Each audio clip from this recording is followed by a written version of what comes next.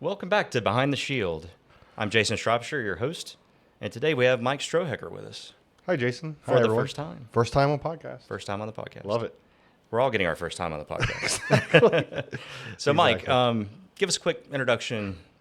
Awesome. Yeah, I'm Mike Strohecker, Director of Cloud Operations here at InfusionPoints. I've been with InfusionPoints going on 6 years this month, actually. We're recording in October. Going on 6 years. Love it. Started in advisory all the way up through. Absolutely, yeah. And it brings me back to, when we brought you on, 6 years ago. And it's hard to believe it's been that long. But, Right? I loved your story about career changing and your backstory, kind of how you met the company and all of that. And then, the interview with us, I think you remember the interview and Yeah, I was the only one in a suit during the interview, right? yeah, Mike, we don't do that here. Just give us some background on Sure. that, what that was like for you, and Yeah, no, I mean, definitely career change. I had recently moved to North Carolina, got my degree in cybersecurity. After a almost 14-year career in law enforcement up in Maryland. In law enforcement, I had done everything from patrol, court security, school security, civil papers. The thing that really caught my attention was the digital forensic piece, right? Like the cybersecurity piece. Believe it or not, I started off doing it in crash reconstruction, where you're gathering data from cars, computer modules, airbag control modules, things like that. Really launched me into the chain of custody, digital forensics world, and that just sparked that interest. That sparked me and catapulted me back into school, where I can learn more about this. And then, life happens, and I wound up moving to North Carolina. My wife had gotten a job down here, and I'm like, okay, that's great. She has work down here. What am I going to do? Certainly be great to have to find a job in cybersecurity and switch fields from law enforcement. I fully intended to potentially get back into a law enforcement career, right? But then I wound up sending in some applications. My resume. I actually sent it in here, I believe, once before. And here's where the story goes crazy, everyone. Okay. So, I have a relative that lives in Yadkin County that works in downtown Winston, and she got hit up on LinkedIn by one of her old high school friends from back in Maryland, and is like, "Hey, what are you doing? Catch up. I see you. You're working in Winston." So she replied, and it wound up. They went back and forth. He's like, "Well, I own this cybersecurity company in North Wilkesboro, and I absolutely love it.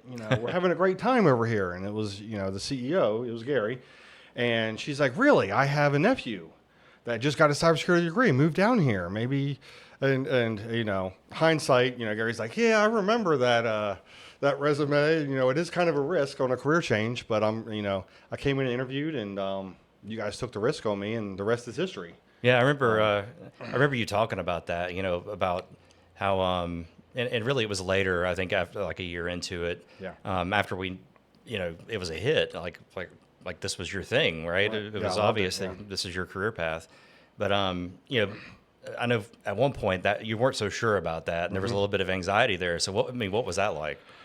It was anxiety. Exactly right. I mean, when you're changing from the type of career I was in, where you're coming in and doing these things, but what I was able to do and realize rather quickly, thankfully, was understand that a lot of the controls that we're applying, because I was on the advisory team to start, the controls, the policies we were writing, it really aligned with what a lot of my experience was in, and even in the law enforcement, right? Like it was case law, like that Right. made perfect sense to me. Understanding case law, and that there is nuance in how, I don't want to say laws, controls are applied based on the laws, right? So it's really understanding how to apply those things. And I really think my past history with that case law really helped me. One of the other things that Yeah, it's like a step down from law, right? It's like regulation. Right, exactly. So, yeah, but you know, Exactly. it's similar because you know, for any regulation, it has to be interpreted, and different auditors might have different interpretations. And as a Exactly. practitioner, the more you do this, the more you see like variability in how something's done or interpreted. Right. Yeah. No, it was great. And honestly, I remember one of the first, it was probably my first few months here. We had a customer that had a digital forensics case. Yeah. And it was funny because I remember sitting in the conference room with the lead of advisory at the time, and looking over. And she's like, "Oh, what do we need to do with it? You know, what do we tell them to do?" And I'm like, "Well, we need to get a forensic copy of this, and we have that service." So it's like, oh, well, I launched right back into chain of custody, you know, all of the things, and Yep. it was perfect. So yeah, and I mean that launched me back in the comfort zone there, and then it's just like, yep, this is where I need to be, and it's the rest is history. Like I said, I mean, I wouldn't trade a day. Yeah. You know, for others out there who want to change careers, you know, what kind of guidance can you give them as far as getting into cyber, but from something that's adjacent but not exactly cybersecurity? Yeah, I mean, you know, short of having, you know, a close relative that's friends with the CEO of a cybersecurity that company, you helps. know, that That kind of helps. helps. But no, and I've had this question a few times from other people, and you know, especially if they're coming out of college, one of my biggest advice I can give people is get some knowledge in cloud and cloud computing. Most college courses don't focus on cloud, but get some knowledge in cloud computing. I think that's really going to set you apart from a lot of the other candidates. Yes, coding is important. It really is. Lean into AI when you're doing it. So I think leaning into AI, get your head around cloud computing, perhaps pick up some certifications in cloud computing to get into it. That's really what a lot of the people that are doing this are looking for. They're looking for people that know that going in, Yeah. from my experience. Yeah, and the cloud, it is kind of amazing. Like we work with App State and we work with the local community college on their curriculum boards, and it took us a while just to get cloud into their curriculum, right? And now they're starting to do that and get better at it. Is it going to take the same amount of time to get the focus on AI? I don't know. I mean, I'll be honest with you. My wife and I have been talking about this even with, you know, kids in high school, right? Like, Yeah. you know, we were talking about how, you know, it's this forbidden thing. Like when you and I were in school, calculators were forbidden in high school, right? Like, There's definitely two trains of thoughts right now. You either are embracing it Right. as part of, you know, how work is going to be done in the future, or you're terrified of it, and it's like it must be abolished, and we got to go back to pen and paper. when I honestly think the people that are terrified of it are the people that haven't spent the time to really dig into what it is and what it's doing, right? So the they really need to lean into it, and I think we need to educate people on it. People need to lean into AI. I'm sorry. Yeah. I mean, that's the feeling that I have as well, and it's interesting. Like the more you lean into it, the less afraid of it you are. Exactly, because the more you understand what it's giving you, and it's not gospel. It's right? not the boogeyman. Right, exactly. It's actually a powerful tool to help you be more efficient in what you do. Right. Exactly. So, you know, so now you've got like 6 years in the industry, right? And you've seen, you know, some change, right? But what are the, you know, what are the most interesting changes that you've seen since you've been in it? I'm sure AI is at the top of that list right now, but I mean, what else out there is interesting, excites you, concerns you? I mean, right now, you know, the thing that pops in the top of my mind is, you know, FedRAMP 20X and what we've coined Vader around here with the new vulnerability detection and response guide that FedRAMP has launched into. I really do think it is a giant. It's not just a step forward. This is a leap into a whole new world that of vulnerability management for these CSPs, and I think being on the leading edge of that for InfusionPoints and being able to advise our customers on what this means. You know, is it going to impact them today? Probably not today, but if you're not at least got your ear to the ground on it, it's going to sneak up on you when it will affect you. Yeah. And luckily, we've got our heads around it, or are getting our heads around it now early, so that we'll be able to guide them through it, right? Yeah, it's like if you're going to surf, it's better to be on top of the wave than Exactly. on the bottom of the Exactly. wave. Oh, here it Being comes. rolled by the wave. Exactly. Exactly. Yeah. So challenges like looking back over 6 years, like is there anything that sticks out about like one of the toughest things that you had to overcome? Wow. That's a good one. We're getting am I being- existential here. Am I being interviewed here? We're getting existential. Well, this is an introduction. So. Okay, I got you. So some of our biggest challenges, right? And I guess in my mind, I think the reason why it's hard for me to put my finger on them is because I like to look through problems and solve problems. So I don't like to look at them as, yes, it's a challenge, but I like to really think that our team here at Infusion Point is very solutions minded in solving these challenges and problems. I mean, we've solved challenges that might seem huge for some of our customers, whether it's CMMC, whether it's in FedRAMP, some customers that were never able to do FedRAMP or had not been successful in FedRAMP previously, that we were able to get them through. I say we teamed up with them and worked with them, and using our knowledge of case law, we're able to help get them through, right? Based on our past experiences. And I think that some of the bigger challenges is really, okay, I got one. It's, and you can probably relate to this. It's our days when you're going from one customer to the next customer and trying to remember what's the nuance of this architecture? What's the nuance of this architecture to make sure it's sound advice specific for that customer so that we can really stay in tune with that customer, right? Like, Yeah, you don't want to misremember those details. you don't want to What are you talking misremember something. about? What do you mean? We don't use Trend here or CrowdStrike or any of those, right? Yeah. And, the thing that comes to my mind when I think about kind of your arc here is that cloud ops transition, right? Mm-hmm. Like when we realized that, hey, we got to expand. We're expanding. The teams are getting too big, and then we got teams that need to be more specialized in certain areas, and we were like, we need to do something about that. Yeah. Yeah, and I mean, I really think that was a result of when we introduced Accelerator and our managed services piece with Accelerator. We really had to lean in and be like, what does this look like for InfusionPoints to manage another customer's environment like this for vulnerability management? What are all the requirements that we have to meet, right? I had already started leaning into that with the vulnerability management piece for one of our other earlier customers, one of the first customers that I started working with here. So it was... Yeah, we were starting to get more hands-on, Yeah. With the way that we handled things above and beyond like advisory, right? Exactly. So we knew how that stuff worked, and we had watched customers do these things. But then, we were doing the cloud ops and Conmon and things like that, supporting that, having access to their environment. But then we leapt even further into that with, well, okay, now let's build the environment, or let's invite them into our environment. And cloud ops, I mean, really, I think when we first started it, one of the big mindset changes that we had to get everyone through or over was, okay, you're not the Conmon team. Yeah. You're the cloud ops team, right? Like, you're operating this cloud environment. Sure, engineering is deploying it, but now it's your baby. Own the environment. Issues come up. Yeah. It's on you. So yeah, vulnerabilities are one thing.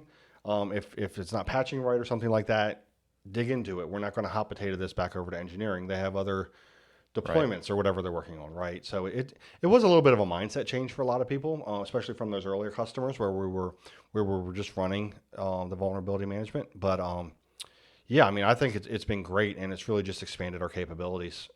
Yeah, and for me, I remember worrying about the creating a group called Cloud Ops.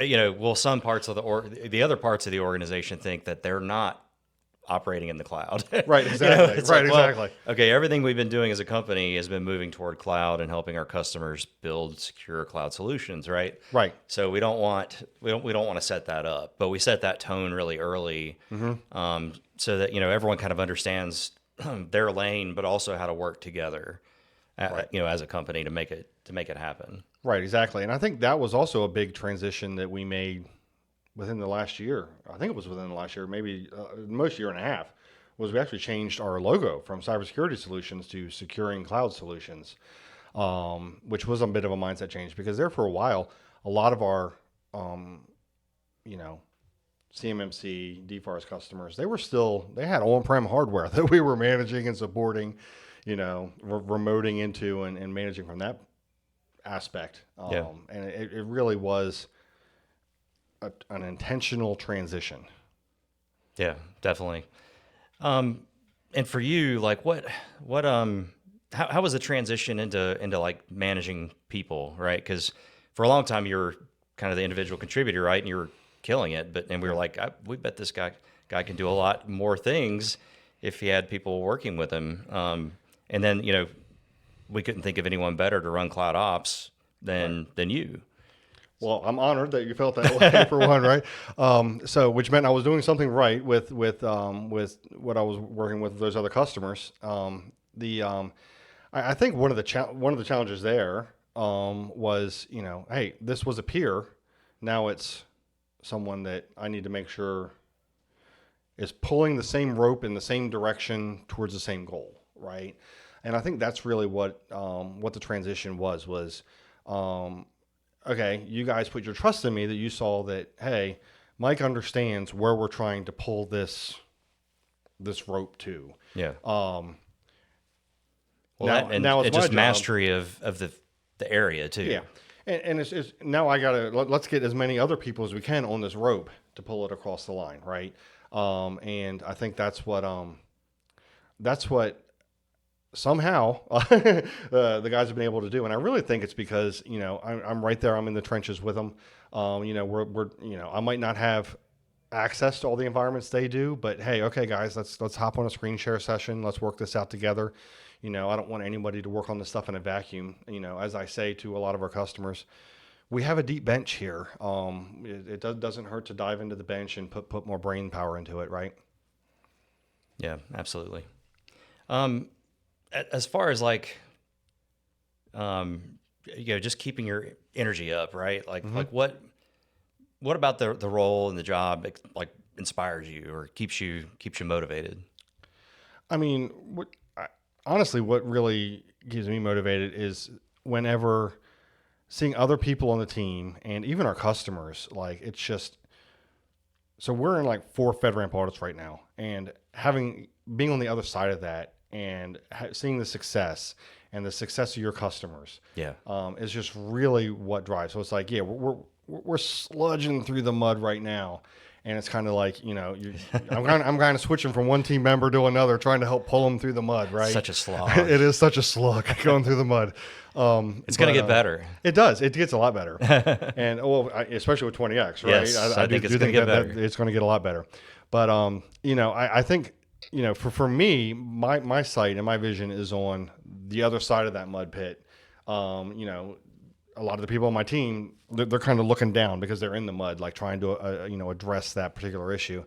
And, that's where I see it. Whenever somebody on the team comes up and is like, you know what, Mike, I see why you had me do that now. I get it. And it's like, thank you.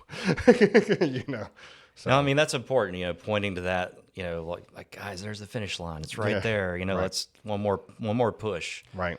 To get there and win the prize. And I agree with you. Like, to me, the most gratifying thing is when customers, for me, it's like when customers win that contract, 100%, that FedRAMP helped them with, or the DoD authorization help with. Right. I mean, that's when it really hits home that, hey, this has been worth their while and worth their time and effort and everything that it took to get here. Right. And we knew what we were talking about. We weren't just blowing smoke about absolutely. Well, yeah, right? Yeah. Exactly. See? Did it work out? Exactly.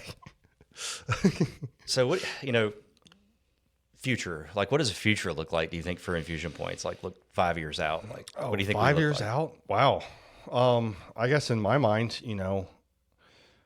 we're deploying 20X. We're but we were doing that like we're doing that now. But we were doing that 4.5 years ago. Right, exactly, right? But we weren't looking at it from this perspective, right? Because, it's really transitioned from 853 controls to KSIs, right? The key security indicators. Yeah. So it is a mindset change. I really think it's going to be leaning into that. And I think over the next 5 years, it's going to be a lot of education on the KSIs and what that change is for our customers, what Vader has done to impact our customers, because, in the next, what I understand and reading it, it's going to be about a year until they start rolling it out officially for Rev 5 customers to have to do the thing. Vader is the thing. And so I do see that is something that we're going to have to lean into long term. And then also think, CMMC is another space that we can potentially lean into as well. But yeah, I think, honestly, I think the sky's the limit right now with Audit Shield and Command Center. I want to ride that wave of, the vision of 20X is to, we're not talking about like doubling the number of CSPs going through, right? We want a 10, 20 exit. 20 exit, exactly. Yeah, so that's what I want to pick up. I want to be at 20X the number of customers, and helping them on their journeys. And I really think that we're positioned right now to really even help the government, with those 20X authorizations as they go through, help to manage it with the way we've engineered Command Center. Well, taking this approach back into FISMA with the agencies, I think is, the obvious next step. Now, right. With legacy systems and all, it's going to be a different approach. It's going to be tricky. but I still think that there's plenty of lessons learned here around, less emphasis on documentation, more emphasis on real security. And I've been saying that for years, right? Like, I really think that in some cases, some agencies, I bet there's an SOP for how to make a peanut butter and jelly sandwich in it, right? It's like, really? Why? And don't get me wrong, there's certainly a need for the policies and procedures and those types of things. But what does real security look like in these cloud solutions? And what does it mean? Because even with the Rev 5 controls, a lot of them were still written with hardware in mind, right? Yeah. And it's really hard to translate some of those controls to cloud solutions because it's like, it doesn't really apply here, but I have to show something. Right. Yeah. Or, and this is one thing that Pete's talked about in the PMO that I really appreciate because I've noticed this pattern over the years. Like the controls are designed to be holistic to sit on top of an agency, and the agency should cover all that stuff, right? Right. But when they're using this cloud service for like this pain point, this one little thing that's part of that whole agency's perspective, like it shouldn't have to cover all those controls. It doesn't make any sense. Exactly. And is real government data going into that system? Do they all need to be high in IL5, right? And I love that when Pete brought that up, it made total sense to me. Like not everything needs moderate and above. Right, exactly. And I do think that is going to be a big path. And I think that a big path for a lot of agencies. And honestly, it's really going to help modernize and make sure that the federal government is using the most modern computing out there and up to date vulnerability. I don't want to say vulnerability free, but with the minimized level of risk or lowest level of risk is that they can use with modern computing, right? Yep, absolutely. All right. So anything else we want to talk about from a professional standpoint? Because I've got a few personal questions. Personal questions, golly. No, I mean, I really enjoy being here. I mean, 5 years, I mean, you limited me to thinking about 5 years. I'm thinking 10, 15 years down the road. Like I can't imagine being anywhere else and, kind of riding this wave as you to describe 20X. Well, I was here 15 years ago. You were here 15 years ago. So let me tell you, I couldn't have imagined what we'd be doing now. Exactly, right? So, who knows if there's going to be another framework out there, GovRAMP, are they going to adopt 20X, right? And what's the DOW going to do with 20X? Right. Are they going to adopt something like that? So I really think it's really exciting and an exciting time to be in this field. It's great to see the motion happen fast. You know, I love it. Yeah, You because rarely see government move fast, do you? Yeah. no, it's like we've always heard of change. There was the legislation that was passed. There was the memo that came out there, you know, and you're like, wow, this looks really good. You know, there's some great things that can happen with this, but the progress was just very slow. It was just slow. You know, we even went back and looked at the roadmap that they released, and we were tracking that, and you know, just the progress. Just it's great to see the pace where it is today. Love it. All right, so let's get into those personal Personal questions. questions. I don't know So- my sign, if that's what you're going to ask. Let's see. All right, this is an easy one. Easy. What do you enjoy outside of work? Outside of work, I mean, I really enjoy, you know, I have 3 kids, ages 13, one will be 11 next week, and 3. So I really enjoy spending time with them, spending time with, you know, family and friends. Also, I'm a tinkerer. There's always a project around the house that I've got my arms. I know you're a in. tinkerer. I tinker on things. I've got to use some of your toys.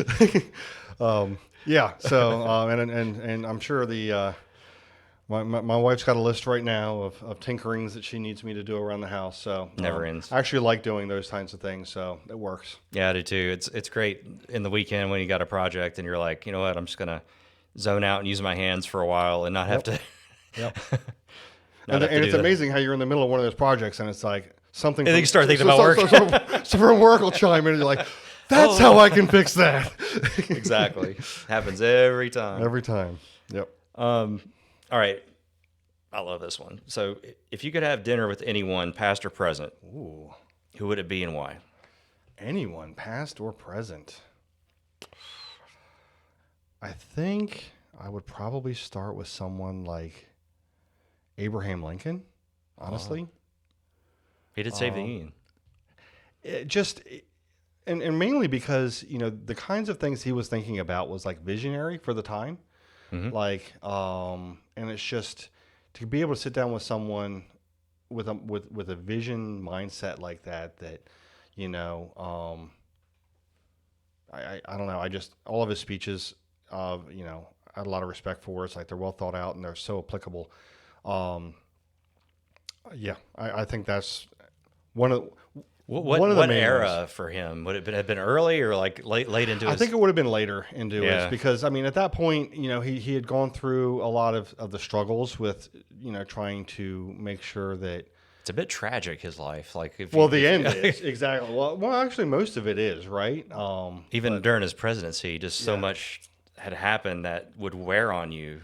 Right. You know, I mean, it's... I mean, hard to think honestly, about. if you look at most presidents' portraits when they enter presidency and they leave, I think there's a lot that wears on. Oh, yeah. But You aged like 2 presidencies. Exactly. It's only been 4 years. Wow. No. But yeah, no. I do think Abraham Lincoln would be a good one. Yeah. All right. Great answer. So what's something about you that most people don't know? Something about me that most people don't know. Well, I just told the big one that I was a cop for 14 years. A lot of people, I guess they do know that on my LinkedIn. That's probably good enough. Actually. Yeah. You think it's probably good enough? But yeah, I mean, most people, you know, especially in the field I'm in now, that they don't know that. Well, I don't know. What don't they know? I pretty much tell everybody everything. Do you have to pull your gun a lot? You don't have to talk about that. No.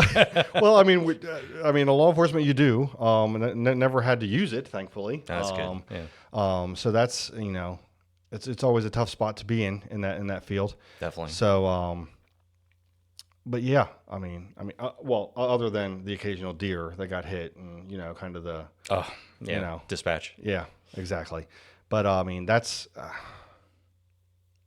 yeah. Sorry, answer. I mean, No, that's a good answer. the cop thing is about all I have. I apologize. That's fine. And do you have anything interesting over the summer that you did? Interesting over the summer. I mean, us dads are kind of boring, and us dads are boring. We have the house we work projects. all summer. The kids are home, so we want to work even more. We went to. I took the family to Pigeon Forge. I went to Dollywood for the first time since like the year it opened. Oh wow! This year, I must say, if you haven't been, I know you probably have because you have kids. I've still not been. You've never been to Dollywood? Nope. They actually have pretty good roller coasters. I was Do they? surprised. Like, I rode all of them. Definitely get the fast pass. It's worth it. Yeah. But no, I think that was great. Spending time with the family there was awesome.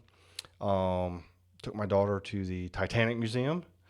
That's always fun. But yeah, Wilderness at the Smokies is really cool. The kids have been there a bunch, but it's the water park, the big water park in Sevierville. All right, well, thank you all so much for joining us for this episode, and catch us next time on Behind the Shield. behind the shield. You might see me again sometime.